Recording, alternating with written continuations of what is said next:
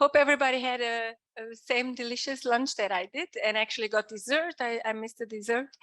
And I just wanted to tell you a little bit about the top 7 grantees. So thanks to CCI, as I said earlier today, we could, for the first time, for the exchange of experience, open a call for offering support for the traveling and for the in-person participation at the exchange of experience.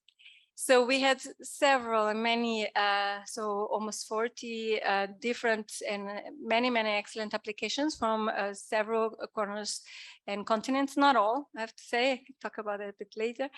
But we selected then the top, which in our, with the evaluation committee, there was the top 7 that also came from different regions. So trying to ensure diversity in their where they're coming from, their geographical region, the institution, gender, and also in terms of where they are at the career stage, because we find really important to have representation. You can read and learn more about the top 7, the 7 selected finalists or travel grantees on our website. I will go for the sake of time because we are on a schedule directly to the first. From these 7, 3 were selected to join the program, and based on their topics and how they fitted with the different sessions. So any of them would do a great job presenting here, and everyone that is not having a slot in the program actually has prepared a presentation, and so they'll be uploaded and available online also for those who are not presenting here on the podium. So I will start with Mariana De Niz. Mariana is postdoc in Institute Pasteur. For those who are here at the lobby meeting, know that she's doing an excellent job, but I don't want to do too much spoiler alert. She works with parasite and insect vectors and has an amazing side job, a hobby. So Mariana, please. Thanks a lot, and I mean, thanks to Yara and to Leonel, Kildare, and Andres for the invitation, and CCI for the funding. So some of you heard a little bit of this story yesterday. I will talk a little bit about also side projects linked to this one, so more under the lines of development goals. So this is just a very quick of what my career has been, and I will tell you a bit more on exactly what Yara said, the hobbies or exciting side project. So basically, I'm representing Region Europe, but I was born in Mexico. So when I made the application, I was in France, but I've been in the European Union more or less 18 years now, but I'm Mexican.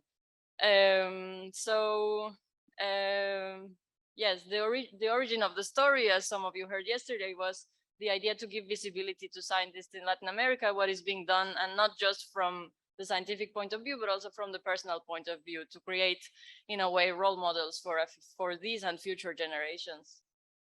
The project overview is basically has multiple aims, and some of these I started realizing only once I started doing the interviews in focal plane. So basically, what I realized was, okay, it's not just the visibility, but also it encourages connection. So I got to know some people abroad and within Latin America, and they got to know each other as well. We have had some meetings, we have some informal meetings, reunions based on that. People give me names of other people I can contact. So it's really increasing a network, and I hope this is also happening, not through me, but between them. The other is specifically to the development goals. I thought, okay, one is linked to this project, basically, is another project that I'm doing on reaching children and adolescents with science and the microscopy that is being done. So this is a completely different language that one uses to communicate with different ages. So that's the part of quality education. Gender equality, I'm trying to achieve both in the interviews. So I'm trying to keep really a ratio of giving visibility equally to women and men, and to the different career paths that are represented there and ages. And reducing inequality, this is another joint project not to this one, but deriving from it, which is reaching communities that would otherwise face barriers. And the communities I'm trying to reach is disadvantaged in terms of socioeconomics and linguistics. So I want to say, for example, Mexico alone has 69 different languages, and assuming that everybody speaks Spanish is perhaps naive. So doing all these translations to the different regional languages to include as many people as possible in the region. And this is work in progress, so specific to the focal plane, these are the pictures. You might recognize many people in the audience, so many of you are here. That's more or less up to where we are, and of course, many of you have agreed to be interviewed, and this is work in progress at the moment. In terms of what has, so these were questions that we were asked from the CZI. What has been surprising to learn for me, everything related to the focal plane project has been very surprising. So inspiring careers, different perspectives, history of the region that I wasn't aware of. So when people talk about dictatorships, changes in economy, etc., this has been very, I don't know, interesting to me to understand what's happening in the region. The diaspora as well, why do people come back, why do people leave, etc. And most importantly, the hopes for the future and the ideas for growth that people have shared. In terms of challenges specific to the project, one is time management. So as Yara said, this is my hobby and I love it. And it's something I devote a lot of time to, but it's parallel to what I do as a scientist.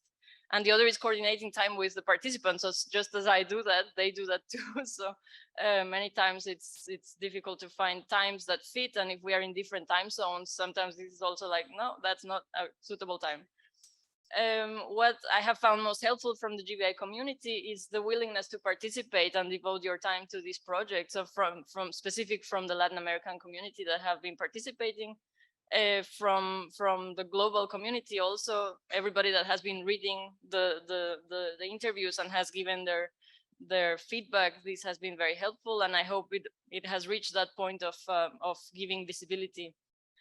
And yes, I hope that this is a door to continue to collaborate together, and that some of these things can be incorporated into the LABI future goals of outreach and democratizing science.